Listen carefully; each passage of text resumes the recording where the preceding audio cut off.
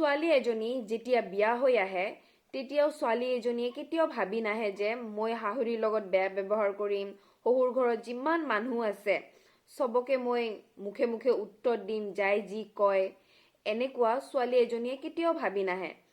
কিন্তু এই শহুৰ ঘৰৰ মানুহে যেতিয়া ছোৱালীটোক বেয়াকে কয়, কাঠ মাৰি এনে কথা কয়, তেতিয়াই ছোৱালীটোৰ ধৈৰ্যৰ সীমা শেষ হৈ যায় আৰু তেতিয়াই ছোৱালীটো মুখে মুখে উত্তৰ দিয়া শিকে।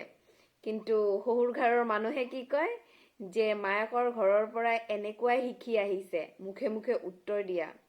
এটা কথা কৈছো শহুৰ ঘৰৰ মানুহক যে এইবোৰ আপোনালোকেই শিকাইছে মুখে মুখে উত্তৰ দিয়া, নহলে আমি আগতে এনেকুৱা নাছিলো, হয়নে নাই কওকচোন? আৰু আপোনালোকৰ যদি মোৰ ভিডিঅ'বোৰ চাই ভাল লাগে সোনকালে ছাবস্ক্ৰাইব কৰি কেনে 1000 ছাবস্ক্ৰাইব কমপ্লিট কৰি দিয়ক।